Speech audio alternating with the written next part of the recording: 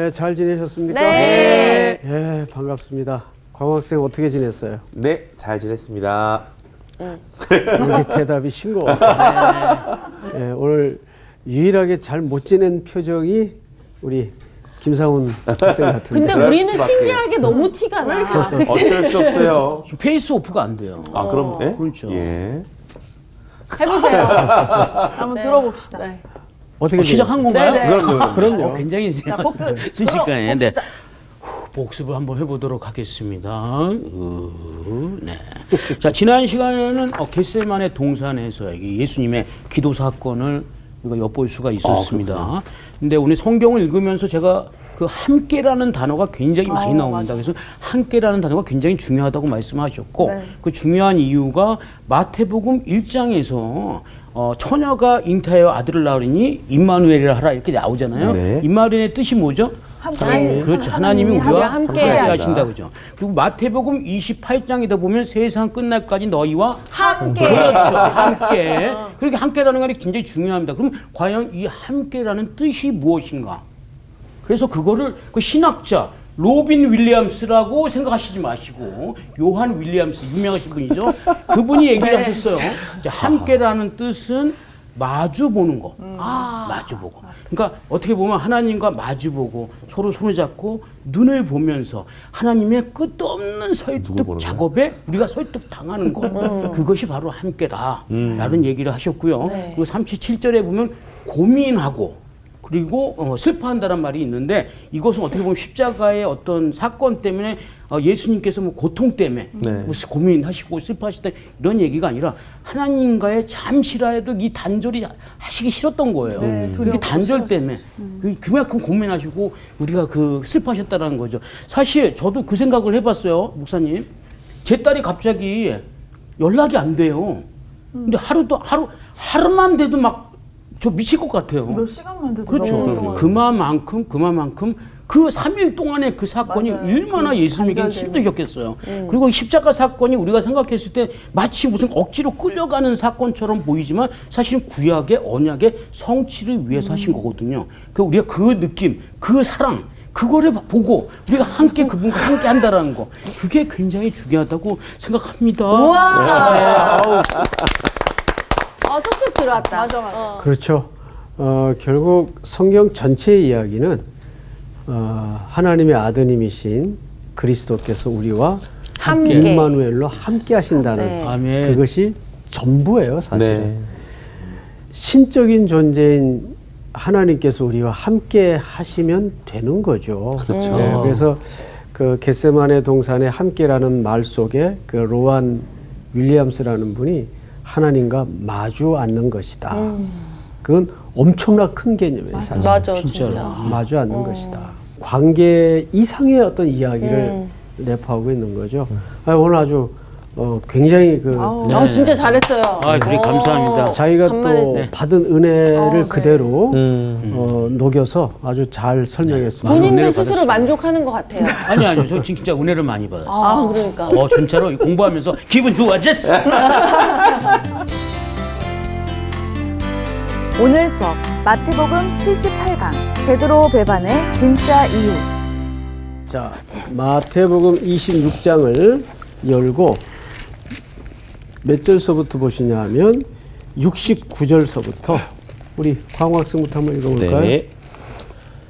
베드로가 바깥들에 앉았더니 한 여종이 나와 이르되 너도 갈릴리 사람 예수와 함께 있었도다 하거늘 베드로가 모든 사람 앞에서 부인하여 이르되 나는 내가 무슨 말을 하는지 알지 못하겠노라 하며 앞문까지 나아가니 다른 여종이 그를 보고 거기 있는 사람들에게 말하되 이 사람은 나사렛 예수와 함께 있었도다 하매 베드로가 맹세하고 또 부인하여 이르되 나는 그 사람을 알지 못하노라 하더라. 조금 후에 곁에 섰던 사람들이 나와 베드로에게 이르되 너도 진실로 그 도당이라 내 말소리가 너를 표명한다 하거늘 그가 저주하며 맹세하여 이르되 나는 그 사람을 알지 못하노라 하니 곧 닭이 울더라.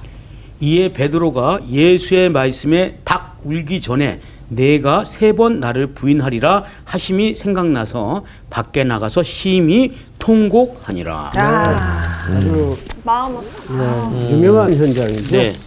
자, 그래서 오늘 이 내용에 들어가기에 앞서서 항상 우리가 중요한 그 성경 읽기의 그 초보적 이해는 반드시 문맥에서부터 읽어라. 그래서 조금 오늘 문맥을 앞에서 몇 절을 살펴보면서 오늘 본문으로 네. 좀 들어가도록 하겠습니다. 57절로 올라가 보세요.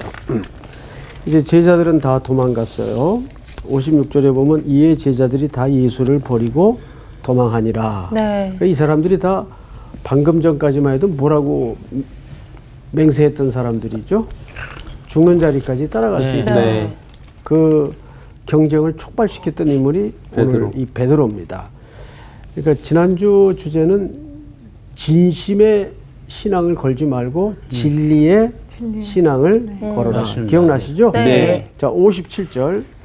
예수를 잡은 자들이 그를 끌고 대제사장 가야바에게로 가니 거기 서기관과 장로들이 모여 있더라. 여러분, 이때가 시간이 밤입니다. 예, 밤.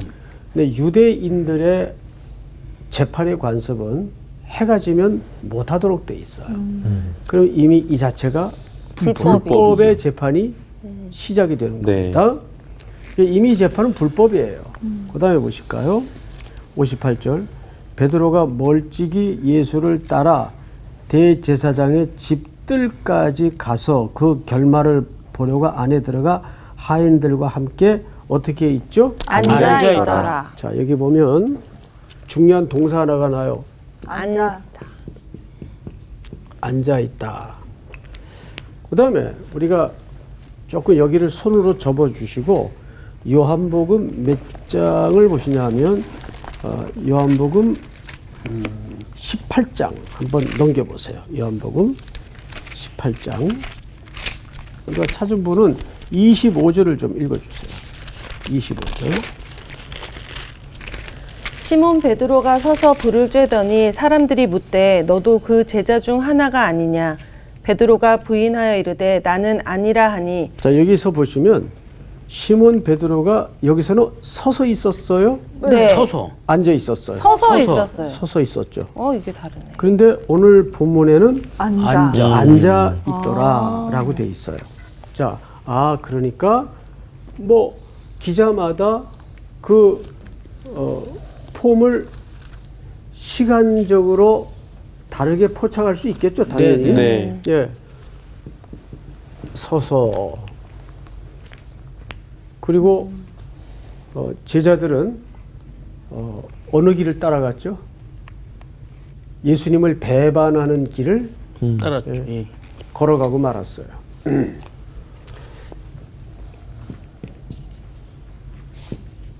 자, 여기서 보시면 이거 어디서 많이 보던 패턴인데 어디서 우리가 봤을까요? 여러분 시편 1편에 보시면 복 있는 사람은 악인의 길에 서지 길에 아니하며 서지 아니하며. 오만한 오만한 자들이 자들이 앉지 앉지 아니하고 악한 길로 쫓아가지 않는다. 세 그런데 개가 지금 세 개가 다. 그대로 이게 시편 1편의 패턴이에요. 자, 우리 확인합시다. 수혜 학생 시편 1편을 좀 찾아서 1, 2절만 한번 읽어보세요. 네. 복 있는 사람은 악인들의 꾀를 따르지 아니하며 죄인들의 길에 서지 아니하며 오만한 자들의 자리에 앉지 아니하고. 네, 여기 그대로 나오죠. 오.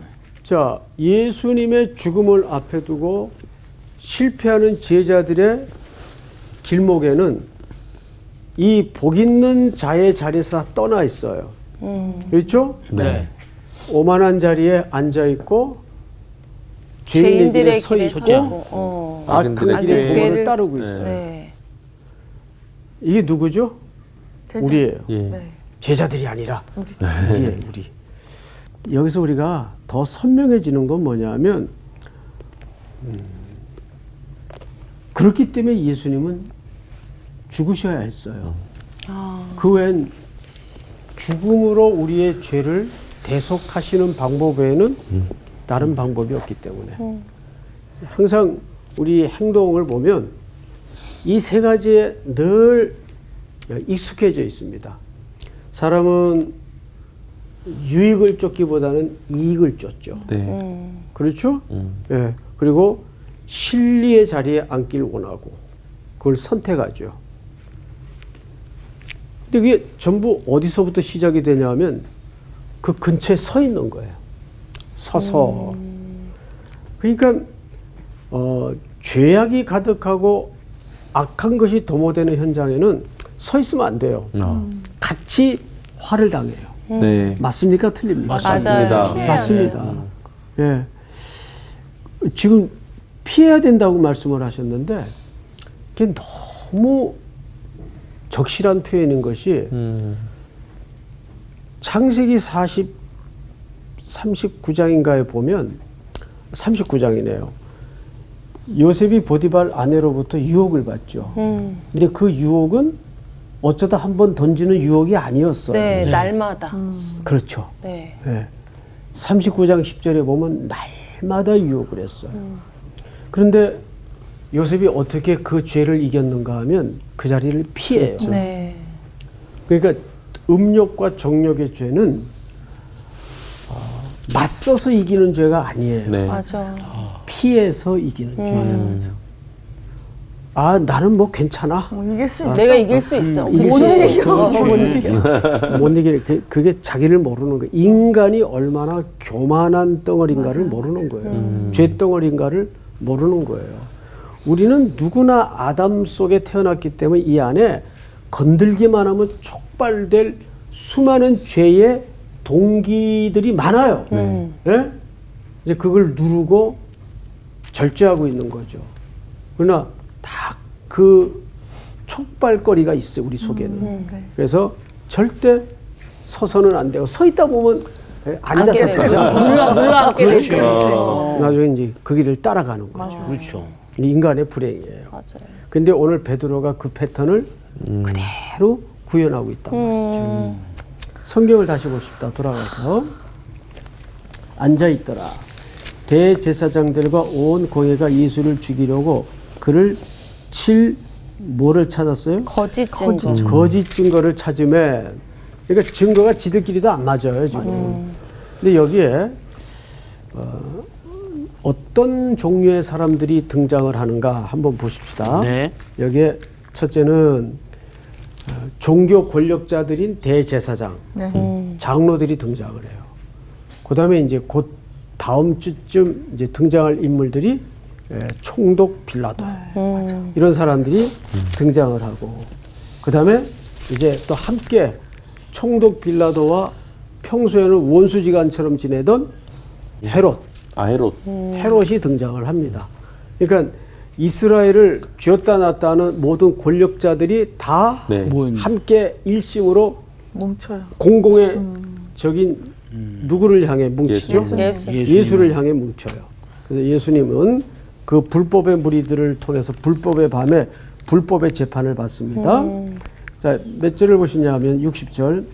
거짓 증인이 많이 왔으나 얻지 못하더니 후에 두 사람이 와서 이르되 이 사람의 말이 내가 하나님의 성전을 헐고 사흘 동안에 지을 수 있다 하더라 하니 대제사장이 일어나서 예수께 묻되 아무 대답도 없느냐? 이 사람들이 너를 치는 증거가 어떠하냐 하되 그 다음에 우리 전체가 한번 중요한 구절입니다. 네. 다 같이 읽어보십시다. 시작. 예수께서 침묵하시거늘 대제사장이 이르되 내가 너로 살아계신 하나님께 맹세하게 하노니 내가 하나님의 아들 그리스도인지 우리에게 말하라. 예수께서 이르시되 네가 말하였느니라. 자, 예수님이 그들의 묻는 본론에 대해서는 어떤 태도를 일관되게 지켰는가 하면 침묵이라는 방식이에요. 침묵.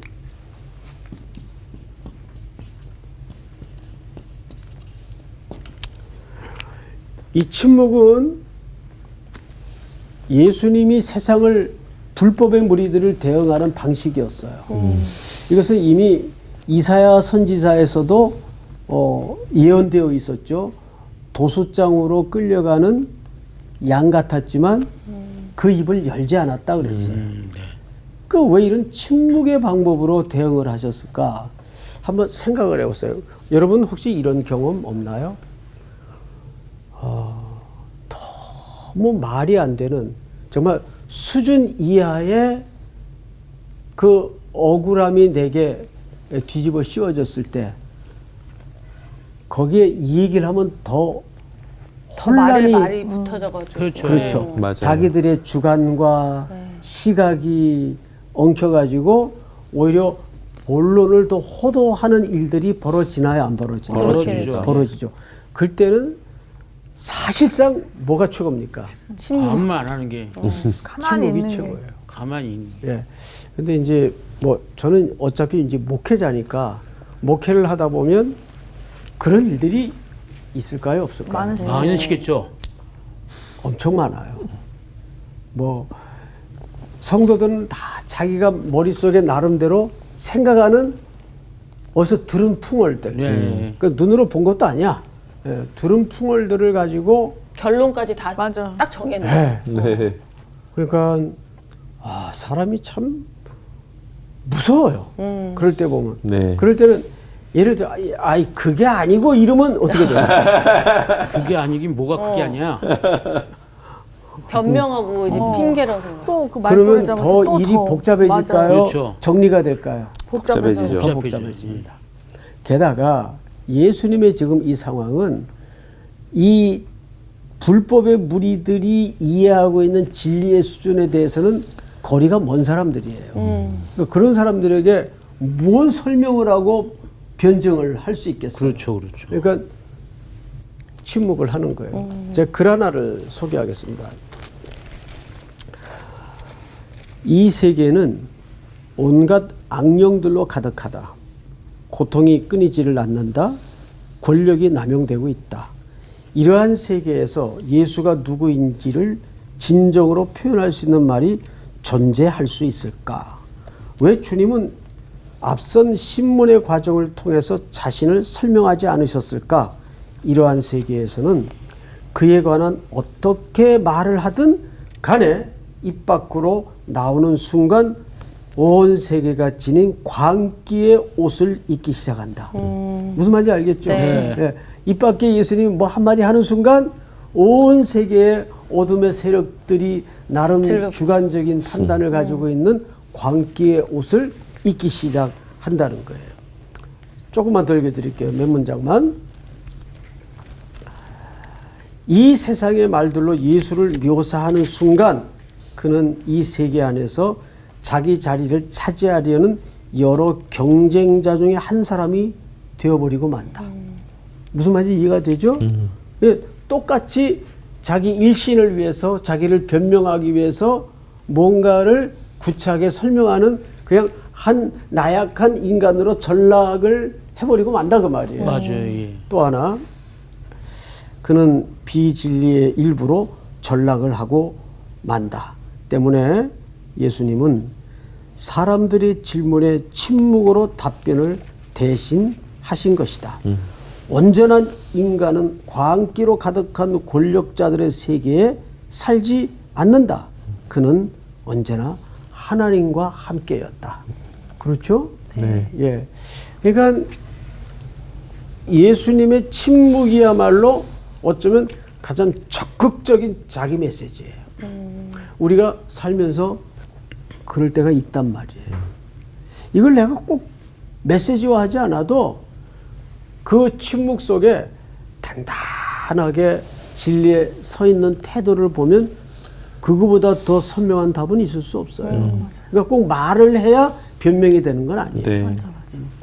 광학생. 네. 그렇죠? 네. 예. 자, 성경을 다시 보십시다. 그래서 이 예수님은 침묵이라는 방법으로 자기를 설명하셨죠.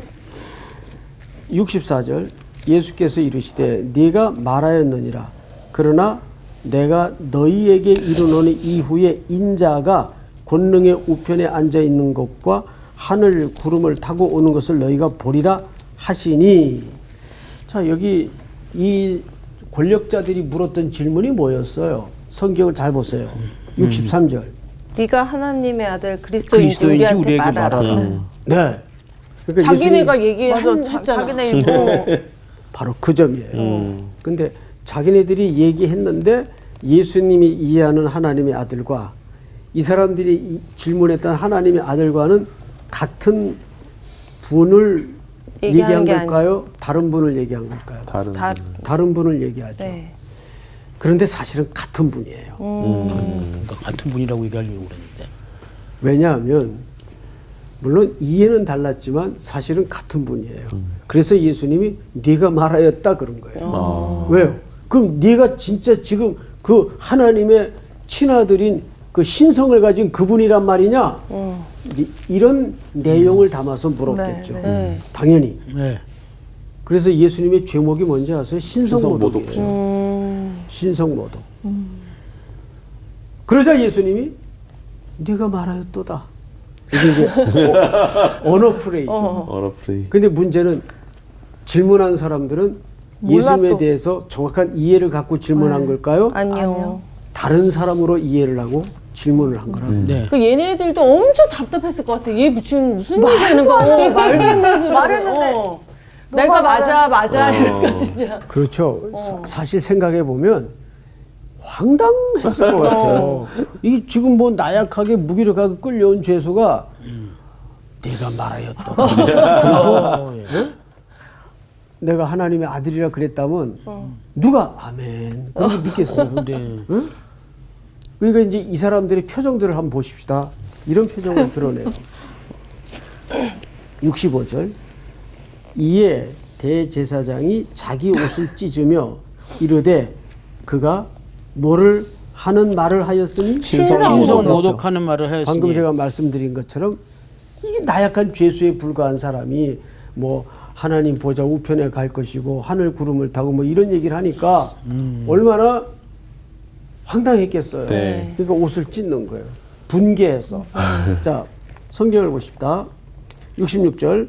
너희 생각은 어떠하냐? 대답하여 이르되 그는 사형에 해당하니라 하고 당연하죠. 신성모독이니까 하고 이에 예수의 얼굴에 침 뱉으며 주먹으로 치고 어떤 사람은 손바닥으로 때리며. 자, 여러분 예수님의 십자가 사건의 핵심이 뭔지 아세요? 고통이 아니에요. 수치와 모욕이에요. 이것은 정상적인 인간이라면 육신의 고통보다 더 견디기 힘든 게 수치와 모욕입니다. 근데 제가 언젠가 한 말씀을 드렸죠. 멜 깁슨이 만든 패션 오브 크라이스트. 그 영화가 있죠. 거기에 보면 그 영화는 아마 종교 영화 중에 가장 리얼리티가 선명한 영화입니다. 네. 그래서 실패했어요. 역설적으로. 그러니까 그 영화를 보면 저도 한 2번 봤는데 너무 예수님이 당하는 고통의 장면을 너무 리얼하게 묘사를 함으로써 네네네. 제가 왜 그 영화를 실패했다고 얘기를 하냐 하면 십자가의 본질의 시선을 흐려버렸어요. 십자가의 본질은 그런 고통이 초점이 아니고 수치와 모욕을 우리가 겪을 수치와 우리가 겪을 모욕을 예수님이 당한 거예요. 지금 이 내용은 뺨을 때린다는 것은 아프라고 때리는 게 아니잖아요. 그건 모욕으로 때리는 거예요. 맞아요. 침뱉음을 당하고 주먹으로 치고 손바닥으로 뺨을 때리고 이런 거는 수치와 모욕을 주기 위해서입니다. 자, 그 다음에 68절 다 같이 시작. 이르되 그리스도야 우리에게 선지자 노릇을 하라. 너를 친 자가 누구냐 하더라. 이 그리스도야라는 말은 조롱이죠. 네. 메시아라는 말인데, 자 이제 그리고 나서 오늘 본문으로 넘어가는데 69절을 제가 읽겠습니다. 베드로가 바깥들에 앉았더니 한 여종이 나와 이르되 너도 갈릴리 사람 예수와 어떻게 있었도다 하거는 함께 있었도다. 예. 근데 이제 그 함께함을 처절하게 부인하는 장면이 등장을 해요. 그래서 겟세마네 동산에서의 실패는 바로 사역의 현장에서 사명의 현장에서 실패로 확대됩니다. 네. 그 자기가 함께했다는 사실 자체를 부정해버려요. 지난번 네. 함께와 너무 다르네요. 맞아. 베드로가 모든 사람 앞에서 부인하여 이르되 나는 네가 무슨 말을 하는지 알지 못하겠노라 하며 앞문까지 나아가니 다른 여종이 한 여종과 다른 여종은 다른 여종입니다. 같은 인물이 아니죠. 네. 또 한 여종이. 그러니까 여종이 둘이가 증언을 해버린 거예요. 너 맞다. 근데 그 다음 잘 보세요. 앞문까지 나아가니 다른 여종이 그를 보고 거기 있는 사람들에게 말하되 이 사람은 나사렛 예수와 함께 있었도다. 또 함께가 나오죠? 네. 함께 있었도다. 사역이 중요한 게 아니고 그게 우선적 가치가 아니라 주님과 함께 있는데 실패하면 미니스트리나 소명과 사명도 실패합니다. 맞습니까? 틀립니까? 맞습니다. 맞습니다. 그런데 여기 보면 그 또 다른 여종은 앞에 여종은 갈릴리 사람이라고 말했고 뒤에 여종은 무슨 사람이라고 얘기하죠? 나사렛. 나사렛. 이 표현이 그냥 하는 표현이 아니에요.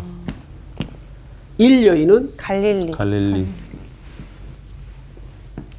나사렛. 나사렛. 고대 이스라엘 사람들은 이게 다 사실상 혐오 발언이에요.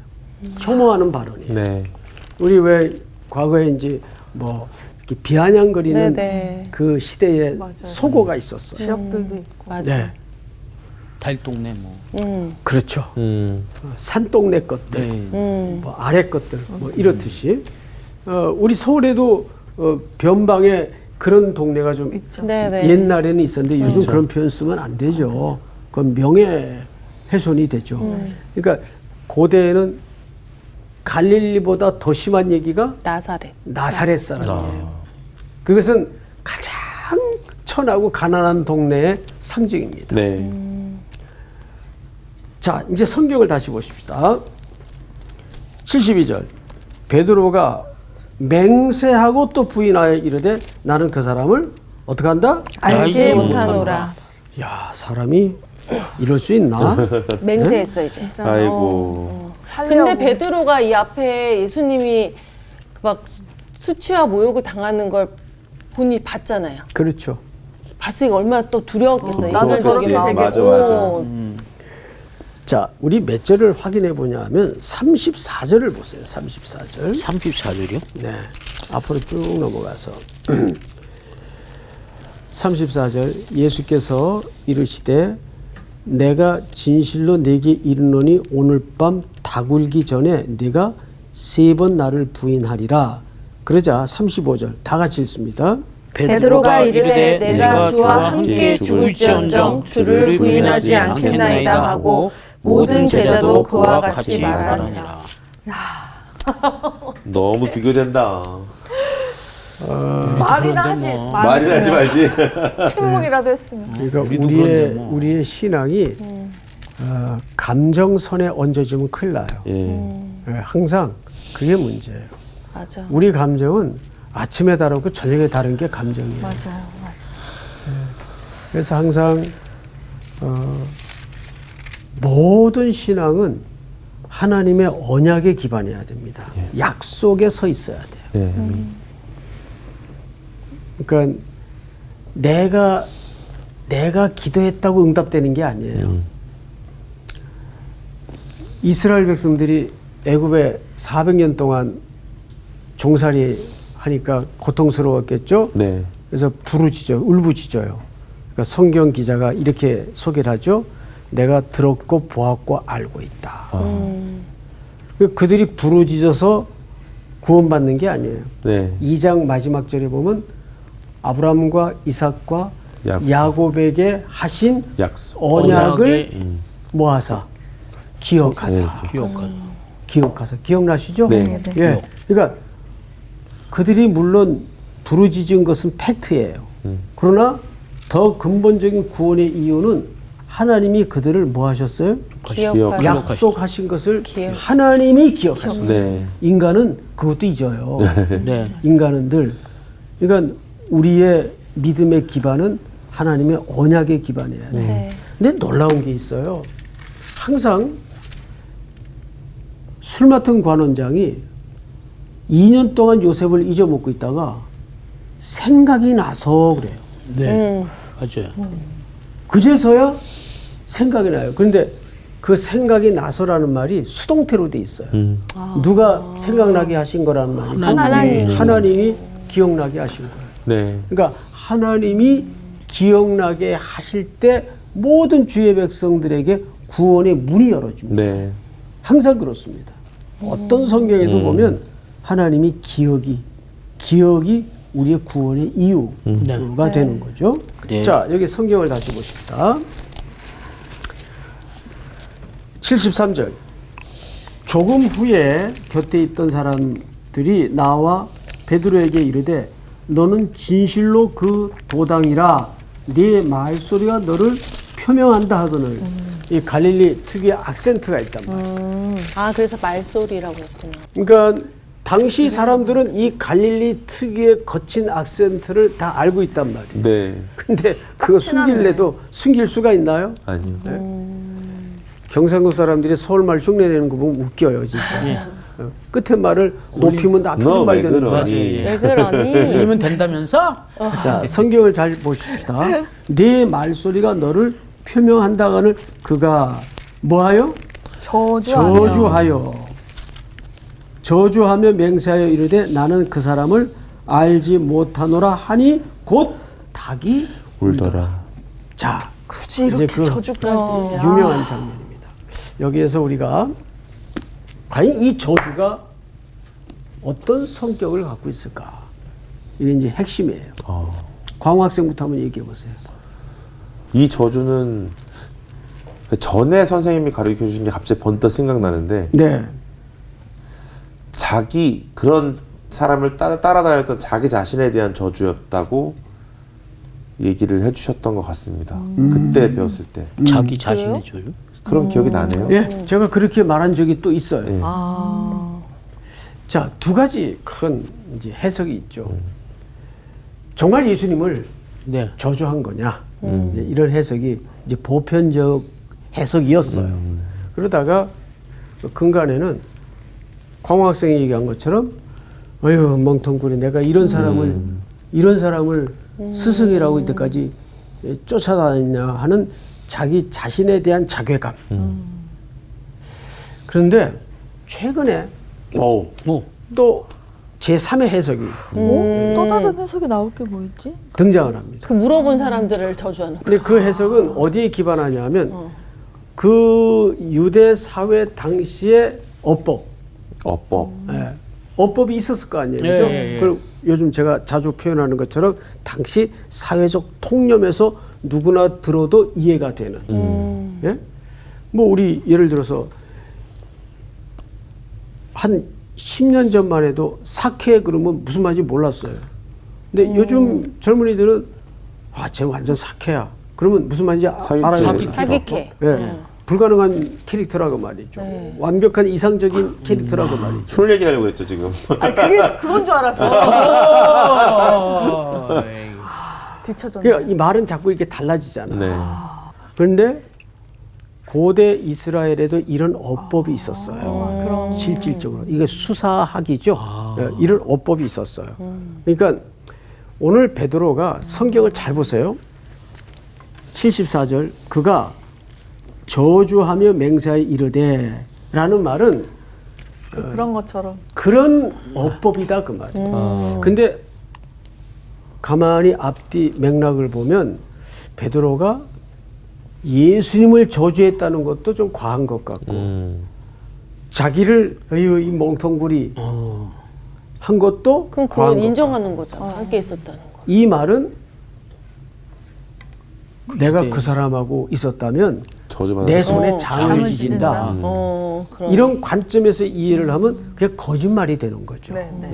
부인한 것처럼 맹세한 것처럼. 네네네. 근데 그게 훨씬 그 당시 어법상 그렇죠. 타당한 해석이 아닐까. 이제 이거는 하나의 견해입니다. 네. 그렇게 크게 세 가지 견해가 있는데 중요한 것은 뭐냐면 어쨌든 여기서 베드로의 변절이 이루어집니다. 그리고 성경을 다시 보세요. 75절. 이에 베드로가 예수의 말씀에 닭 울기 전에 네가 3번 나를 부인하리라. 이거 아까 우리 확인했죠? 네. 부인하리라 하심이 어떻게 해서? 생각이 나서 밖에 나가서 심히 통곡하니라. 그러니까 아까도 이 생각이 나다라는 말은 무엇과 같은 동의어인가 하면 기억과 같은 동의어예요. 항상 우리는 하나님을 기억하고 그분이 하신 약속과 언약을 기억할 때 살 길이 열려요. 예. 지금 베드로의 이런 통곡은 사실상 살 길이 열린 거죠. 네. 그가 이 회개의 과정이 없었다면 인간 베드로가 될 수가 없죠. 네. 우리 한 군데만 찾아보고 말씀을 좀 정리하겠는데요. 누가복음 판을 보십시다. 22장 누가복음 22장을 다 이어서요.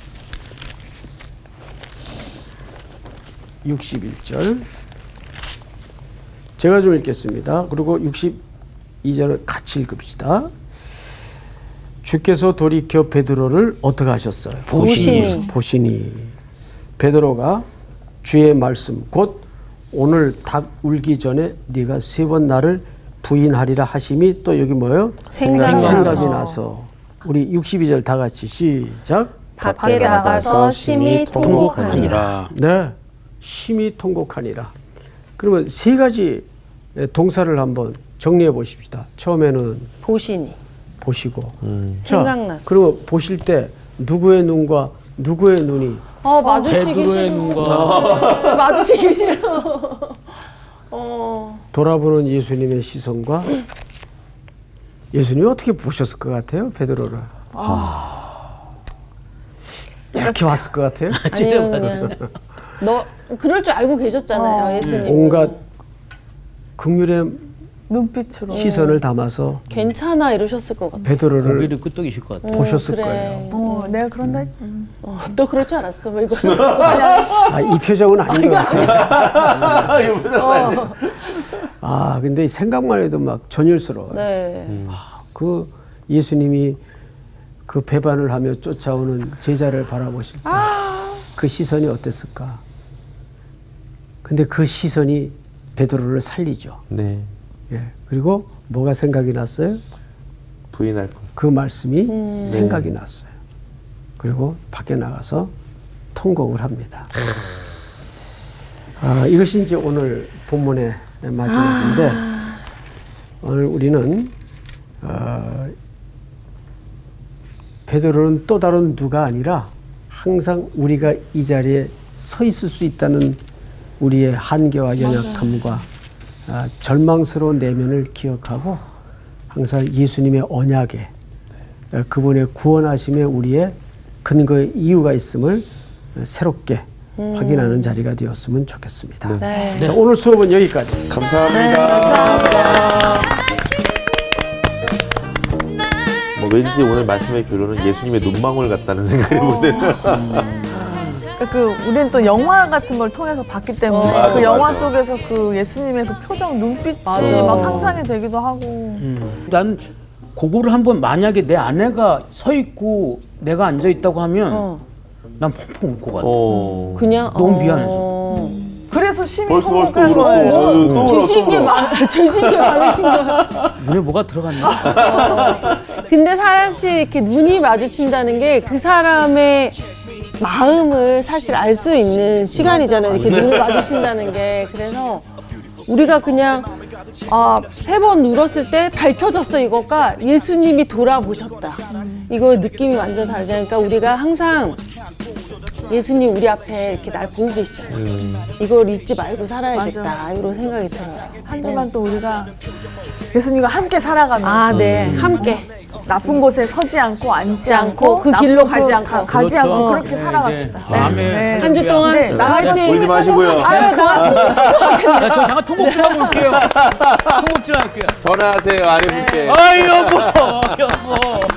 잘못한 게 많아. 그러니까 뭐 이렇게 눈물을